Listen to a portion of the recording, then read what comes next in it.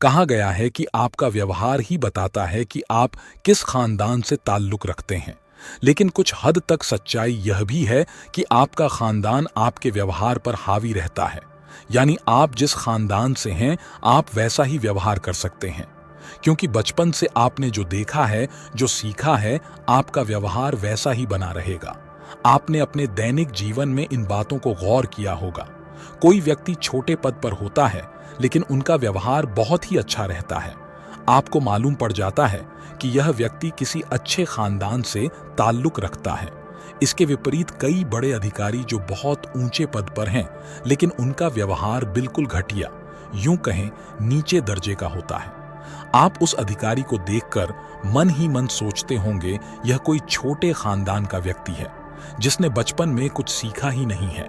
दोस्तों, आज की कहानी भी इसी से जुड़ी हुई है और बहुत ही रोचक कहानी है।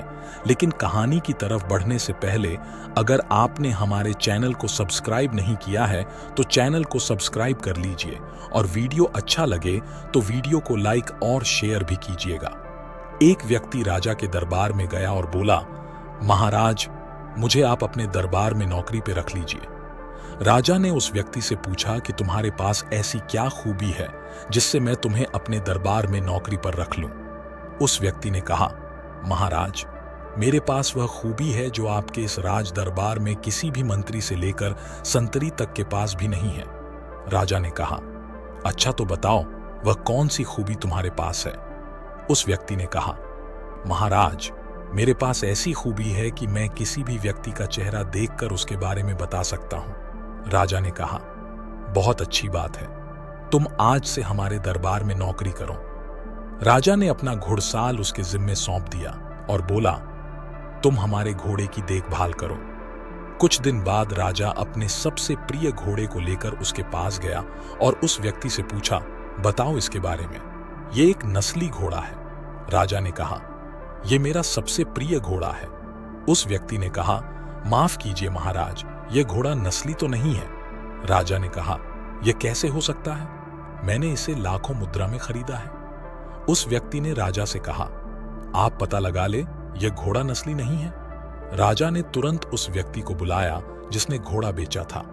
राजा ने उसे बोला, तुम सही सही बताओ, क्या घोड़ा नस्ली नहीं है?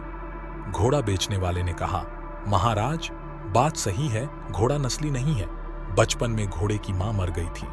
मैंने इसे गाय का दूध पिला पिलाकर बड़ा किया है। राजा खुश हुआ। फिर उन्होंने उस व्यक्ति से पूछा, तुम्हें कैसे पता कि यह घोड़ा नस्ली नहीं है? उस व्यक्ति ने कहा, महाराज, नस्ली घोड़ा जब भी घास खाता है तो मुंह ऊपर करके खाता है। यह घोड़ा मुंह को नीचे करके गाय की तरह खा रहा था। तभी मैं समझ गया यह घोड़ा नस्ली नहीं है। राजा बहुत खुश हुआ और उसे ढेर सारे गाय, भैंस, मुर्गा इनाम में दिया। इनाम पाकर वह व्यक्ति भी बहुत खुश हुआ। कुछ दिन बाद राजा ने उस व्यक्ति को बुलाया और बोला, यह हमारी रानी है, इसे मैं दूसरे राज्य से शादी करके लाया हूं। यह बहुत खानदानी है, तुम बताओ मेरी रानी कैसी है? उस व्यक्ति ने कहा, महाराज माफ कीजिए, आपकी रानी खानदानी नहीं है। राजा सोच में पड़ गया। तुरंत अपने सासू मां के पास गया और बोला, क्या हमारी महारानी आपकी बेटी नहीं है? जो बात है सही सही आप मुझे बताओ। राजा की सासू मां बोली, महाराज, बात सही है कि यह मेरी लड़की नहीं है। मेरी लड़की तो बचपन में ही मर गई थी, लेकिन आपके पिताजी और मेरे पति दोनों में गहरी दोस्ती थी। उन दोनों में एक समझौता हुआ था कि हमारे बच्चे एक दूसरे से शादी करेंगे। हमारी बच्ची बचपन में ही मर गई थी। अब मुझे आपसे दोस्ती का रिश्ता रखना था, इसलिए मैंने किसी और लड़की को लेकर उससे आपकी शादी करा दी, ताकि हमारे दोनों राज्यों के बीच दोस्ती बनी रहे। राजा खुश हुआ।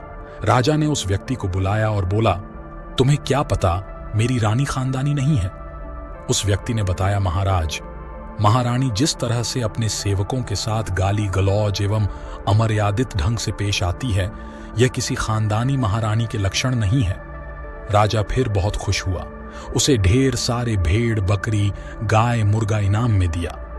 कुछ दिनों के बाद राजा ने फिर उस व्यक्ति को बुलाया। राजा को अपने ऊपर विश्वास था। फिर भी राजा ने कहा, मेरे बारे में कुछ बताओ कि मैं कैसा राजा हूं। व्यक्ति ने हाथ जोड़कर कहा, महाराज, बता तो दूंगा, लेकिन पहले आप यह वादा करो कि आप मुझे जान से नहीं मारोगे। राजा ने कहा, वादा रहा, मैं तुम्हें जान से नहीं मारूंगा। महाराज, और बात तो सही है, लेकिन आप राजा के पुत्र नहीं हैं। राजा को बहुत गुस्सा आया। यह कैसे हो सकता है कि मैं राजा का पुत्र नहीं हूं? राजा तुरंत अपनी मां के पास गया और बोला, मां, सही सही बताओ, मैं किसका पुत्र हूं? राजा की मां ने कहा, हां बेटा, बात सही है कि तुम हमारे पुत्र नहीं हो। हमारा पुत्र तो बचपन में ही गुजर गया था। इतने बड़े राजकाज की देखभाल करने के लिए हमने हमारे चरवाहा का पुत्र लेकर उसे गोद ले लिया और अपना राजा बनाया। राजा फिर उस व्यक्ति के पास आया और खुश होकर उसे बहुत सारा इनाम दिया। फिर राजा ने उस व्यक्ति से बोला, यह बताओ, तुम्हें कैसे पता कि मैं राजा का पुत्र नहीं हूं?